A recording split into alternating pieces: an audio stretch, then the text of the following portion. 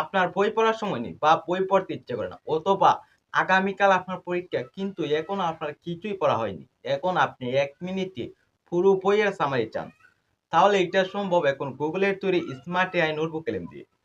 Notebook এলএম বই, notes, PDF, YouTube video সবকিছুর short summary করে দেয় এবং অডিও পডকাস্টে কনভার্ট করে দেয়।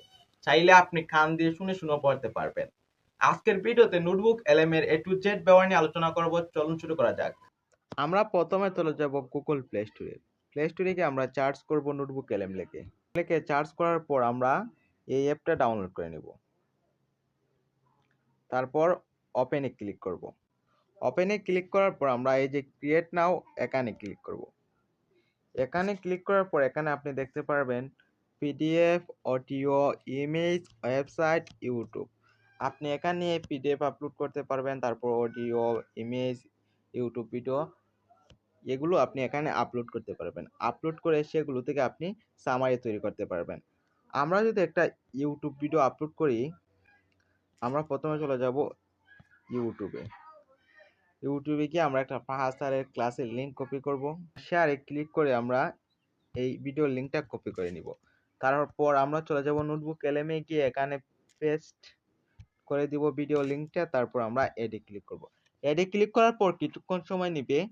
ভিডিওটা এড হওয়ার পর এখানে দেখতে পারবেন চ্যাটে ক্লিক করবেন। চ্যাটে ক্লিক করার পর অল্প কিছুক্ষণের মধ্যে আপনাকে একটা সামারি করে দেওয়া হবে এবং সামারিটা করে দেওয়া হবে ইংরেজিতে। আপনি বাংলা করার জন্য এখানে লিখে দেবেন বাংলা করে দেন, তাহলে সামারিটা আপনাকে বাংলায় করে দেওয়া হবে। তারপর আপনি ডান পাশে দেখতে পারবেন স্টুডিও নামে একটা অপশন আছে, এখানে ক্লিক করবেন।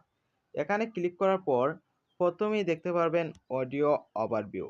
এই টুলটি ব্যবহার করে আপনার দেওয়া নোট বা ডকুমেন্ট থেকে স্বয়ংক্রিয়ভাবে একটি অডিও আলোচনা তৈরি করতে পারবেন।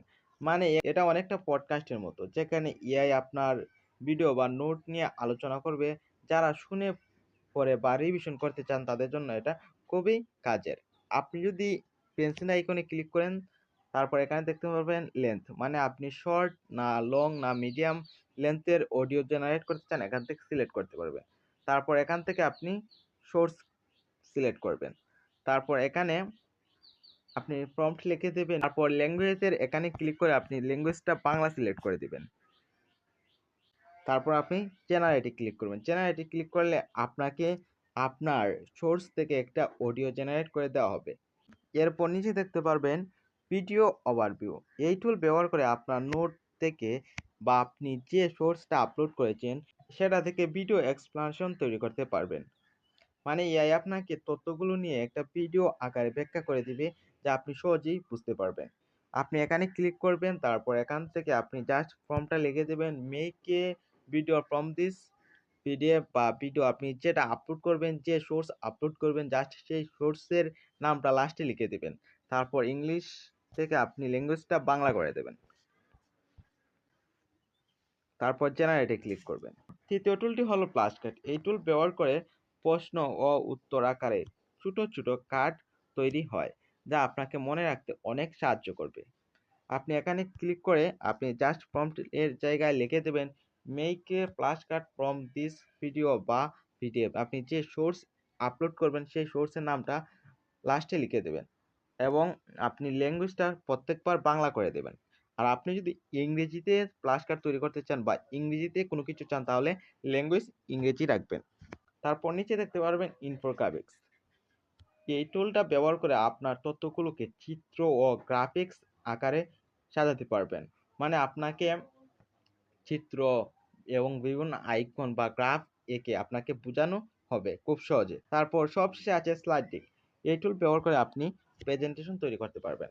আমরা পাওয়ার পয়েন্টে যে স্লাইডগুলো তৈরি করি, সেম এখানে সেরকম স্লাইড তৈরি করে দেওয়া হবে। আপনি যদি এখানে ক্লিক করেন, এখানে ক্লিক করে আপনি জাস্ট ল্যাঙ্গুয়েজটা আপনি বাংলা করে দেবেন এবং জাস্ট প্রম্পটের জায়গায় লিখে দেবেন make A slide from this video. তারপর জেনারেটে ক্লিক করবেন। ধন্যবাদ সবাইকে এতক্ষণ সাথে থাকার জন্য।